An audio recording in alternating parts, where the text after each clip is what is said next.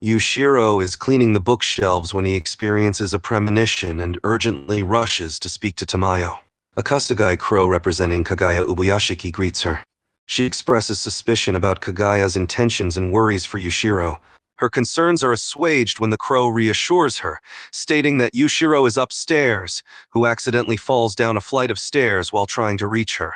The crow informs her that a young woman in the Corps also possesses knowledge about demons and pharmacology, and the Ubuyashikis desire her assistance in examining Nezuko and defeating Muzan.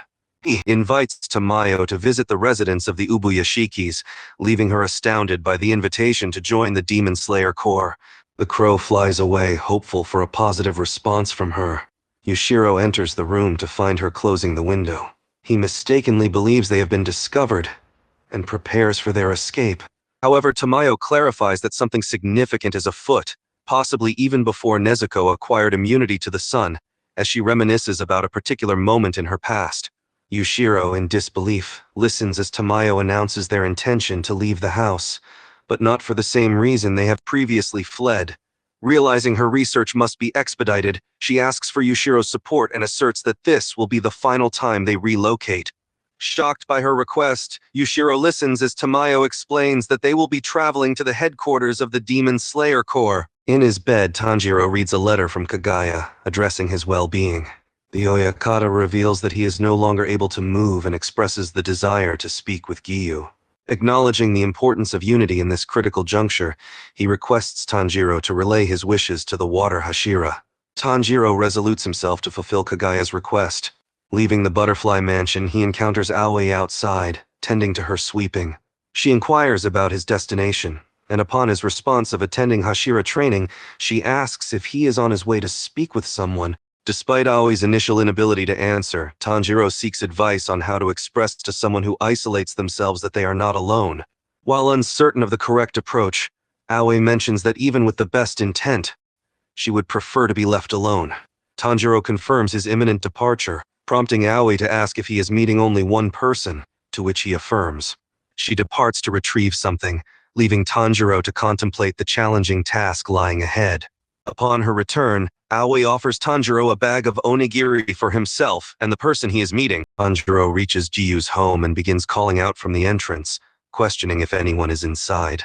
Sitting quietly within, Giyu overhears Tanjiro's voice and doubts whether he heard correctly when the door opens, revealing a perplexed Tanjiro peering into the dwelling, searching for him. Tanjiro informs Giyu of the situation at Hashira training, to which he responds that he is already acquainted with the circumstances. Tanjiro implores Giyu to return to active duty and requests permission to train alongside him. However, Giyu declares that this is not permissible. Tanjiro points out that Giyu smells angry, wondering if his irritation is directed towards him. Giyu admits that he feels frustrated with Tanjiro's inability to master water breathing, having expected him to become the water hashira. Frustrated, Giyu demands Tanjiro to leave, but Tanjiro remains undeterred, determined to fulfill Kagaya's request to speak to him. Tanjiro calls out to Giyu, offering him onigiri and inviting him to eat together, believing that being fed may calm him down. When no response is received, Tanjiro places the onigiri outside the door. That morning, Giyu discovers Tanjiro lying in his home. Though Tanjiro is pleased to see the food has been eaten, Giyu ignores his pleas and walks away. Undeterred, Tanjiro relentlessly follows Giyu for several days, accompanying him in every activity, even during meals, meditation, bathing, and even toilet breaks. Overwhelmed by Tanjiro's relentless presence, Giyu finally reveals that he failed to pass final selection. He explains they had encountered each other during his year of attending the selection, with a peach-haired boy sharing a similar tragic backstory. Giyu then divulges the name of that boy, Sabito, causing Tanjiro to recollect memories of him. Giyu shares that they met when they both were 13 years old, bonding over their shared loss and loneliness. He describes Sabito as kind and a strong sense of justice. Giyu then laments that Sabito died during final selection, being the only fatality despite nearly single-handedly annihilating the mountain's demons. However, due to the rules, Giyu passed despite his injured state and Sabito's death. Overpowered by emotions, Giyu admits that he cannot accept having passed final selection without defeating a single demon, considering himself unworthy of the title. Frustrated by his weakness and inability to honor Sabito's sacrifice, Giyu angrily laments that he was not the one who should have passed. Giyu confesses that he feels undeserving of the water hashira title, seeing himself as inferior to the other hashira and not fit to stand alongside them. He views himself as different and unworthy of his position in the organization, stating that Tanjiro would be better off seeking training from another hashira. Giyu insists that the mark will never appear on him, and that Tanjiro's time spent with him is wasted, before walking away.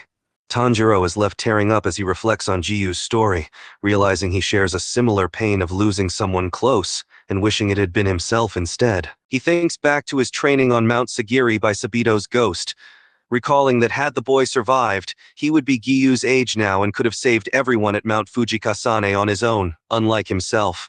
Tanjiro realizes that Giyu's belief in his own inadequacy stems from comparing himself to the potential greatness of Sabito. In awe of Sabito's hypothetical achievements, Tanjiro believes that had he lived, Sabito would have been an extraordinary swordsman, adding to Giyu's sense of worthlessness and inadequacy. Tanjiro, reflecting on the death of Kyojuro Rengoku, resonates with Giyu's feeling of undeserving when someone so noble dies. He remembers Kyojiro's belief in him and acknowledges that Giyu likely pushed himself hard to become a hashira, despite his self-doubt. Tanjiro attempts to find words to encourage Giyu, knowing he isn't in a position to critique him, but feeling compelled to speak up. He asks if Giyu will honor the legacy Sabito had entrusted to him. Giyu stops in his tracks as Tanjiro's words reach him, eliciting memories of a past moment. Recalling how Sabito had slapped him for wishing death upon himself years ago, he reflects on Sabito's lesson not to insult his sister's sacrifice. Giyu recalls his sister and Sabito's parting words, realizing he has been dishonoring their memories with his self-pity. Giyu acknowledges his immaturity in dismissing the pain of the memory of his sister and Sabito. He apologizes to them for not appreciating and living a life full of purpose that they had sacrificed themselves for, vowing to honor their legacies and not waste the gift of life they had given him. Tanjiro, witnessing Giyu's painful recollections, becomes concerned that he has inadvertently caused him further hurt by bringing them up. As Tanjiro cannot spar with Giyu yet due to his injury, he proposes an alternative to an eating contest, which he intends to use as leverage to encourage Giyu to join hashira training. Giyu, initially reluctant, is caught off guard when Tanjiro proposes they compete in a soba eating contest. At the soba shop, as they enjoy their meal, Tanjiro mentions Shinobu's absence from the hashira training program, prompting Giyu to inquire about her contributions. Tanjiro admits he is unaware of her specific training methods, only to find her visible. She is seen struggling to suppress her emotions, which she believes is indicative of emotional immaturity. In a moment of introspection, she implores her deceased sister, Kanae, for guidance, attempting to rationalize her difficulty in controlling her feelings. Her thoughts interrupted by Kanao's arrival, Shinobu's Tsuguko informs her that she is leaving to train with Sanemi. Surprised by Shinobu's decision not to participate in training, Kanao expresses her puzzlement. Shinobu invites her adoptive sister to sit beside her, expressing her joy at seeing her becoming more open and forthcoming about her feelings. As Shinobu reflects on her plan, she decides the time is ripe to share her intentions with Kanao. She reveals her desire to avenge her deceased sister by hunting down the demon responsible, and explains her strategy to kill it.